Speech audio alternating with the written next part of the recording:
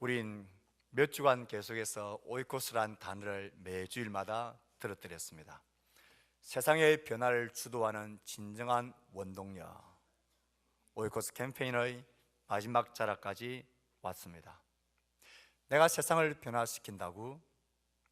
세상을 변화시킨다는 말은 보통 평범한 성도들이 받아들이기엔 너무나 과분한 임무인 것처럼 들릴 수 있습니다. 그리고 실제로 그렇습니다.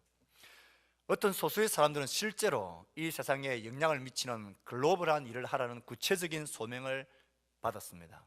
반면에 저를 포함한 우리들 대부분은 그러한 소명을 받진 않았습니다.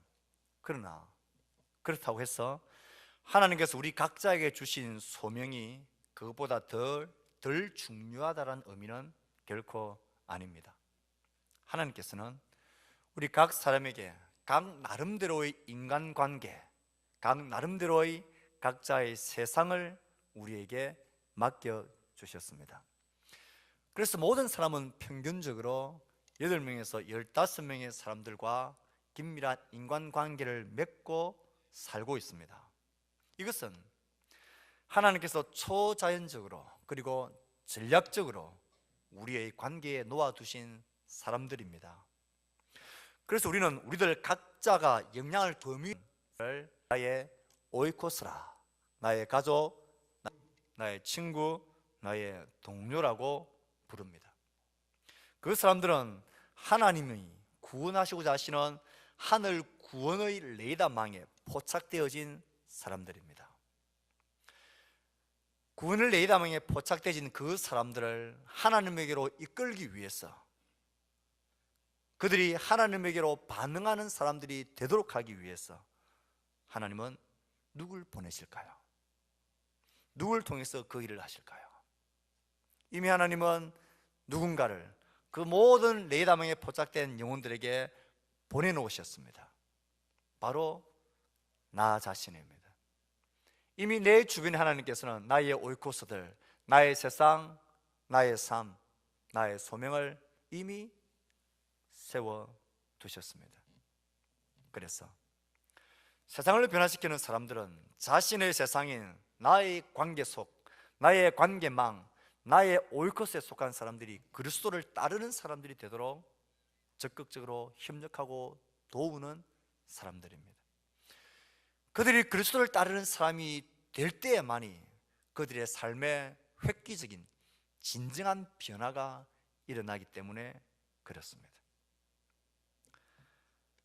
저는 이 중요한, 그리고 누구에게나 있는 이 사명과 삶을 결코 포기하지 않는 성도들이 되기를 축복합니다.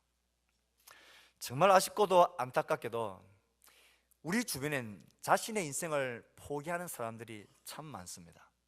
우리가 살고 있는 우리나라, 이 나라엔 하루에 평균적으로 37명의 사람들이 스스로 자신의 인생을 포기해버립니다. 1년이 되면 14,000명가량 되는 사람이 자살로 자신의 생애를 포기해버립니다. 힘들고 어렵고 막막하고 괴롭고 고통에 차서 포기를 하게 될 것입니다. 그래도 인생은 포기해서는 안 됩니다. 힘들 수 있습니다. 어려울 수 있습니다. 고단할 수 있습니다. 뜻대로 잘 안 될 수 있습니다. 그렇다고 인생을 포기해서는 안 되는 것 아닙니까? 똑같은 원리로 하나님이 유독 우리들을 이 시기에, 이 세대 속에서, 이 주변의 사람들과 이곳에서 살게 하신 하나님의 전략적인 이유가 있지 않겠습니까? 나를 이곳에서 이 인생을 살게 하신 하나님의 손길, 의도하심이 있지 않겠습니까? 그렇지 아니하고는 우리가 지금 이곳에서 이 사람들과 이 세상 속에서 나의 한 번밖에 없는 인생을 살아가는 것을 어떻게 설명할 길이 없는 것입니다. 하나님 우리에게 두신, 살게 하신 한 번밖에 없는 나의 삶입니다. 하나님 의도하신 목적이 있지 않겠습니까? 그것을 쉽게 포기하지 말아야 합니다. 하나님이 나의 삶을 통해서 하시고 싶어 하시는 일들이 있지 않겠습니까? 한 밖에 없는 인생을 살게 하신 이유가 있지 않겠습니까? 왜 하나님은 내 주변에 이 사람들과 함께 어울려 살도록 나에게 작정하신 것일까요? 그들을 향한 나의 목적이 있는 것입니다. 그것을 포기해버리고 그것을 나 몰라라 하고 그것을 내팽개쳐 버리는 것은 나의 한 번밖에 없는 인생을 포기하고 내팽개치는 것하고 다를 바가 하나도 없습니다.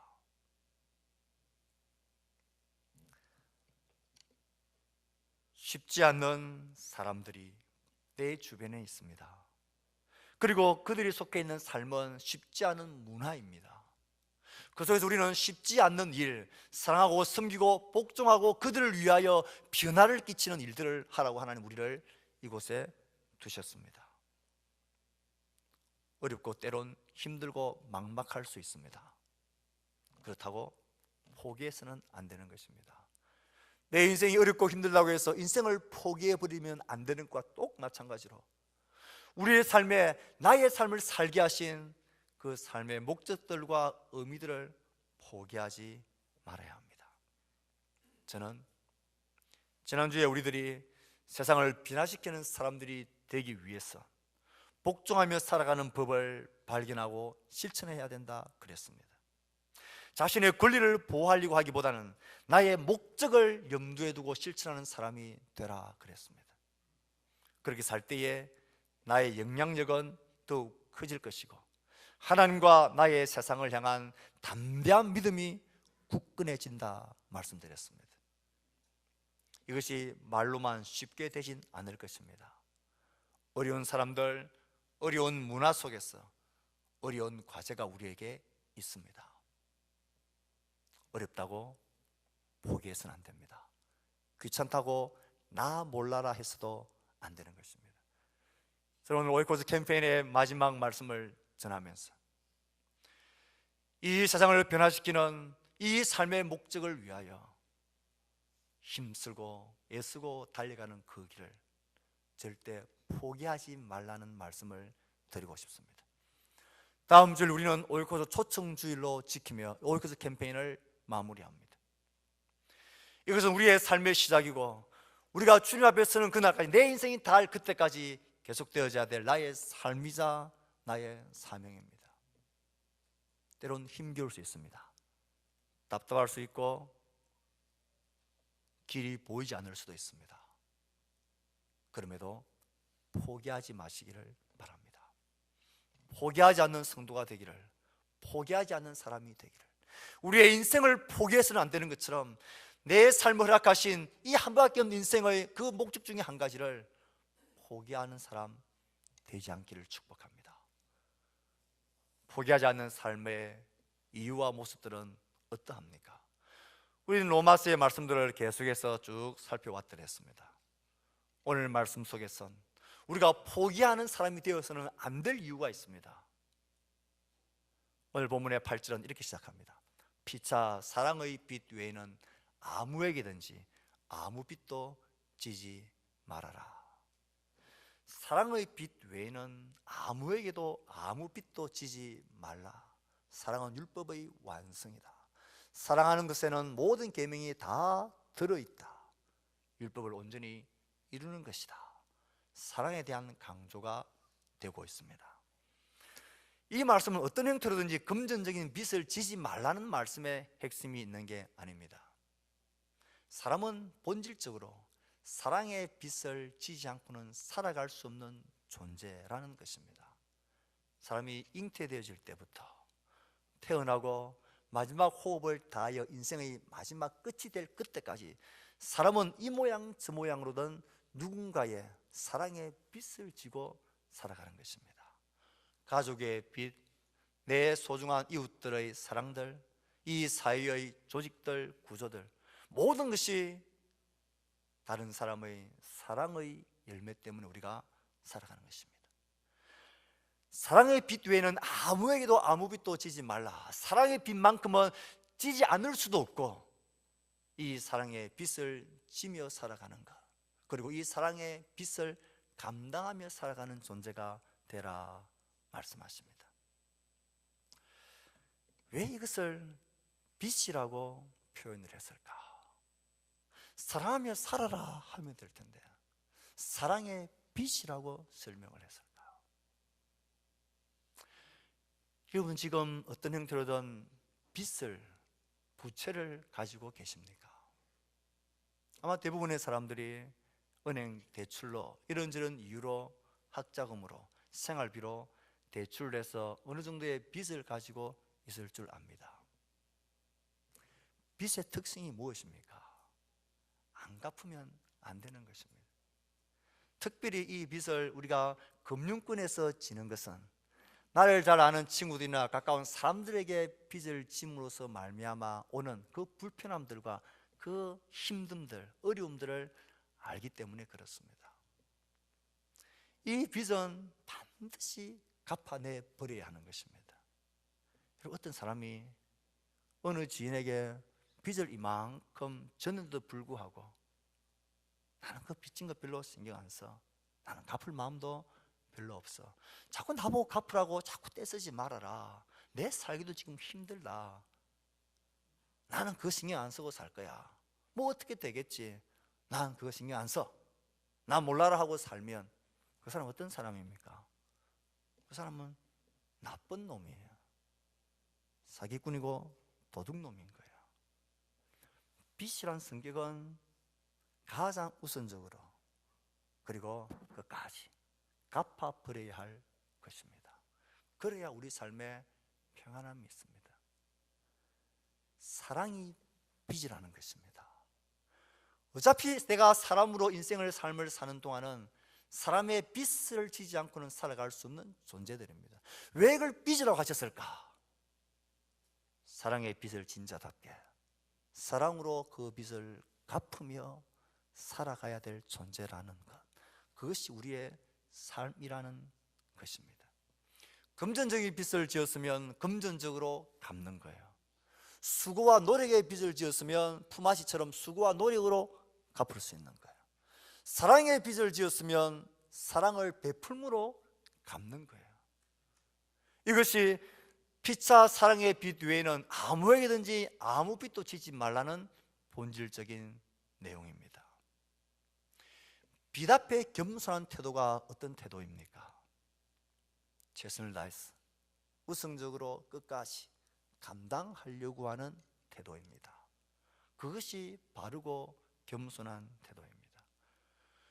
우리가 우리의 인생을 사랑의 빚진 자로 살아가는 한, 이 사랑의 빚 앞에 겸손한 우리의 삶의 태도가 무엇일까요? 나는 그런 사랑을 받은 적도 없고 그런 빚을 진 적도 없어. 나한테 빚 갚으라고 말하지도 말고 요구하지도 말아라. 이렇게 배를 내밀면, 무관심하고 내팽개쳐버리면 그건 나쁜 사람인 거예요. 우리가 왜 세상을 변화시키는 일들, 나의 옳고스들을 그들을 향한 변화의 중심적인 운동력이 되는 삶을 포기하지 말아야 합니까? 우리 이미 하나님으로부터, 그런 사람들로부터 이미 사랑의 빚을 너무나 많이 지고 살아가고 있는 존재들입니다. 이 사랑의 빚을 감당하고 끝까지 인내하기 위해서는 포기해서는 안 됩니다. 어려움이 있을 수 있습니다. 힘듦이 있을 수 있습니다. 그렇다고 포기해버리고 나 몰라라고 사는 것은 나쁜 사람인 거예요. 하나님이 우리의 인생을 살게 하시면 사람들로부터의 수많은 사랑의 빚의 결과이고, 무엇보다도 하나님이 우리를 그의 큰 사랑으로 자녀가 되게 하신 우리가 받은 사랑의 빚을 생각한다면 그건 우리의 평생에 이 사랑의 빚을 갚는 삶을 살아가는 것을 포기한다는 것은 그건 나쁜 생각이고 무책임한 행동인 것입니다. 왜 우린 포기하지 말아야 합니까? 우린 이미 사랑의 빚을 너무 많이 진 자들이기 때문에 그렇습니다. 앞으로도 이 사랑의 빚을 우리는 늘 지고 살아가야 될 존재들입니다. 그래서 우리는 나의 오이코스들에게 하나님에게로 받은 사랑의 빚을 감당하며 살아야 합니다. 하나님 우리에게 원하시는 그 뜻이 무엇입니까? 하나님은 어떤 사람도 누구도 멸망하지 않고 구원을 받고 진리를 아는 지식에 이르기를 하나님은 원하십니다. 그게 하나님을 향한 우리의 사랑의 빚을 감당해내는 갚는 삶의 겸손한 태도입니다. 성도 여러분, 금전적인 빚 앞에서도 겸손하게 우리의 책임을 다하며 살아가야 하듯, 사랑의 빛을 진 자로서 이 빛을 나 몰라라 하는 것, 관심 두지 않는 것, 이건 잘 못하는 것입니다. 우리가 포기하지 말아야 할 이유가 무엇입니까? 우린 우리의 오이코스들과 하나님으로부터 말로 닿을 수 없는 사랑의 빛을 이미 진 자들입니다. 이 사랑의 빛을 사랑하고 섬기고 하나님을 소개함으로 그들을 구원에 이르게 하는 일에 힘써 관심을 가지고 사는 것이야말로 우리가 이 빛을 겸손하게 감당하는 우리의 삶의 태도입니다. 그래서 우린 포기하지 말아야 합니다. 이 빛이 다 청산되어질 때까지 우린 사랑의 빚진 자로서 우리 자신을 포기하지 말고 나의 오이콧을, 나의 이웃들, 나의 가족들에게 하나님의 사랑과 그리스도인의 사랑을 보여주는 삶을 살아가야 합니다. 또 우리가 포기하지 말아야 될 다른 한 가지 이유를 든다면 11절은 이렇게 말하고 있습니다. 또한 너희가 이 시기를 알거니와 자다가 깰 때가 벌써 되었으니 이는 이제 우리의 구원이 처음 믿을 때보다 가까웠음이라 말씀합니다. 우리 그리스도인들은 두 가지의 종말을 늘 생각하며 살아갑니다. 하나는 내 인생의 개인적인 종말입니다. 나의 죽음이 언젠가는 오게 될 것입니다. 개인적인 인생의 종말이 죽음을 통하여 오게 될 것입니다. 또 하나는 이 죽음과 상관없이 이 우주적인 역사적인 인류의 종말이 예수 그리스도의 재림으로 이루어지게 될 것입니다. 생각해 보셨습니까? 두 가지 중에 어떤 일이 먼저 일어날 것 같으십니까? 우리는 한치의 의심도 없이 나의 개인적인 죽음이 먼저 일어나게 될 것이다 믿고 있습니다. 다 그렇게 생각합니다. 여러분, 그렇게 생각하는 근거는 무엇입니까? 내가 살아있는 동안 예수님 오시면 너무 억울하고 분통이 터지십니까? 새집도 들어가 봐야 되고, 이 자식들, 이렇게 예쁜 자식들 크는 건 자식 덕도 좀 봐야 되겠고, 갯돈도 타야 되겠고, 뭐 좋은 집에도 한번 살아보셔야 되겠습니까? 한 번도 예수 그리스도의 재림으로 말미암아서 나의 인생이 살아있는 이 시간에 나의 인생의 종말과 역사의 종말이 올 것이라는 것에 대해서는 기대하지도 기다리지도 않는 것 같습니다. 이렇든 저렇든 개인적인 종말의 시간이든 주의 재림으로 말미암아서 우리의 구원이 완전히 이루어지던 그 시간이든 확실한 것은 남은 시간이 얼마 없다라는 사실입니다. 저는 제 나이가 이렇게 될 줄 생각도 못했습니다. 뒤돌아보니까 눈 끔쩍 두근하니까 여기 와 있더라고요. 와, 제가 68년생이니 이제 반백을 살았다고 아이들이 한 번씩 놀립니다.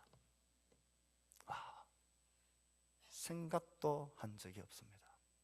돌아보니 여기에 와 있습니다. 모든 분들이 그럴 것입니다. 돌아보니 어느새 50, 60, 70, 40이 되어져 있습니다. 그런데 너무 놀라지 마십시오. 꼭 그렇게 한 번만 더 돌아보면 내 인생이 끝이 납니다. 너무 짧은 시간만 남아 있습니다.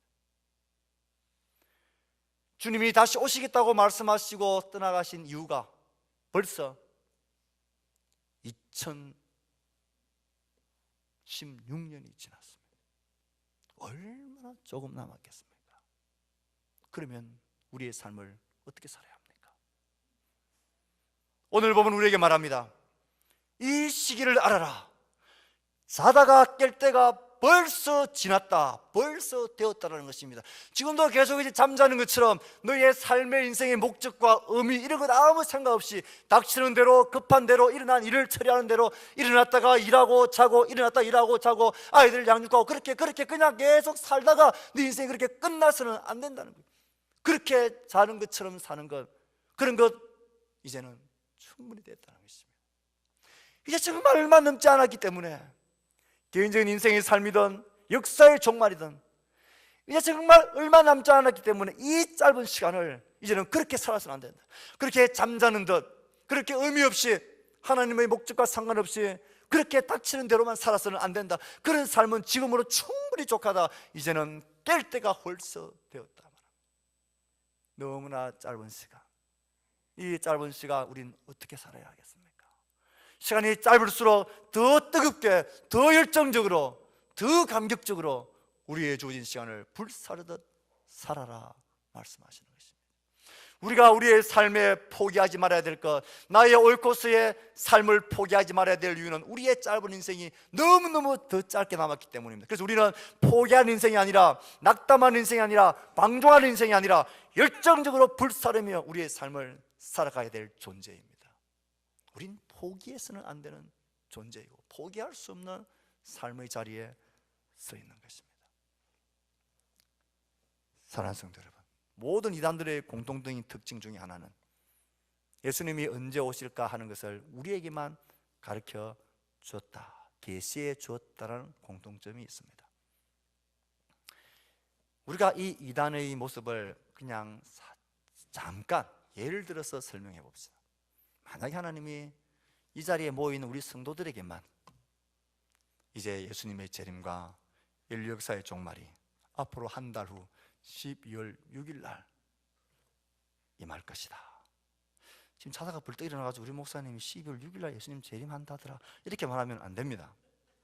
만약에 예수님 우리에게만 그것을 가르쳐 주셨다.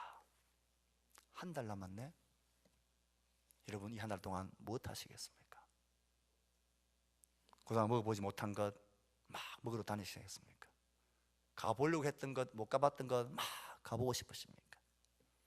한번 사고 싶었던 것들 은행에 돈 다 틀었어. 아니, 한 달 후니까 막 대출을 할 수 있는 대로 다 받아가지고 하고 싶은 것 막 땅도 사고 집도 사고 차도 사고 그렇게 하고 싶으십니까?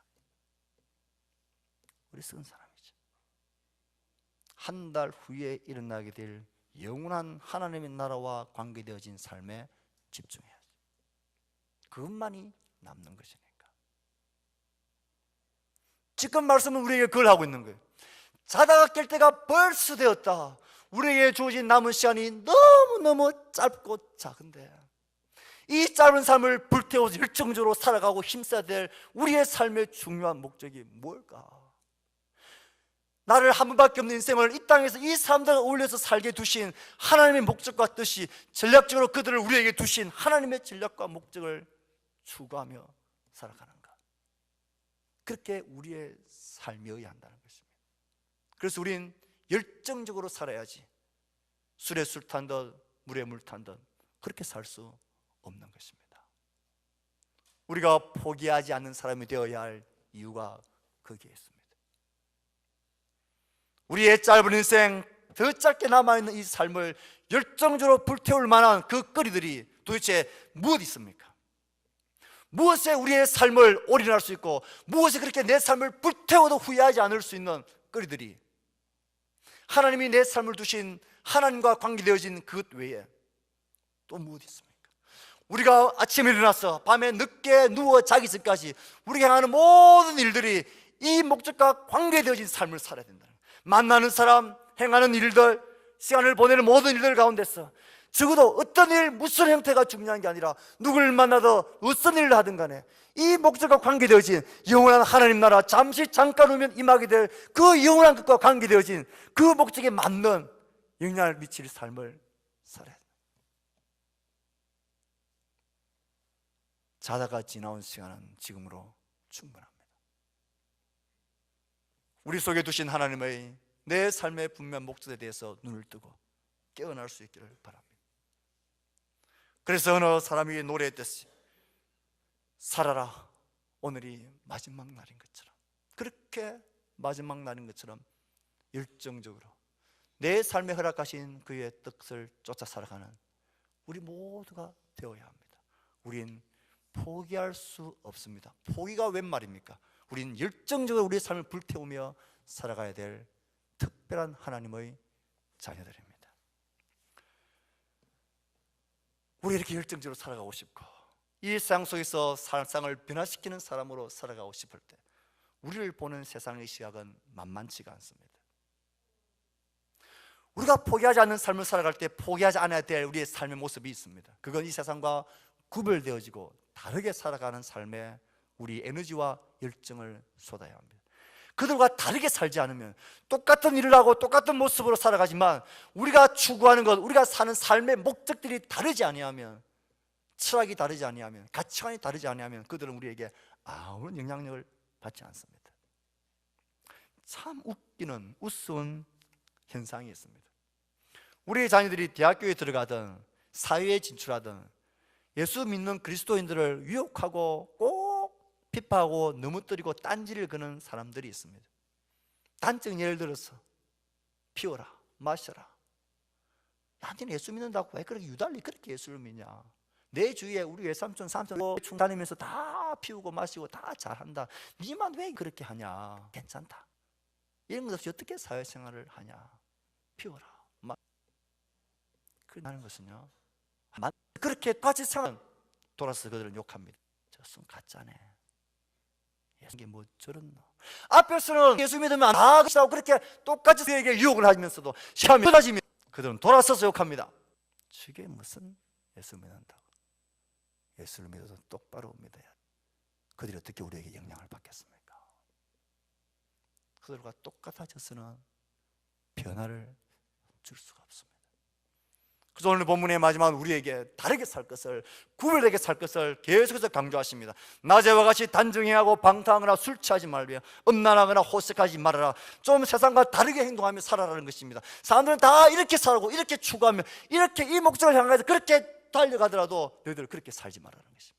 그들과는 좀 다르게 살아라는 것입니다. 우리는 그들을 변화시키려고 하는 목적입니다. 다르게 살지 않으면 그들은 니나 내나 똑같네 하고 인정받지 않습니다. 다투거나 시기하지 말아라. 다투거나 시기하지 말아라. 말로서 마음으로 그들을 나의 경쟁관계에 두고 나에게 다가오는 자들을 밀어내는 은행과 모든 모습들을 버리라는 것입니다.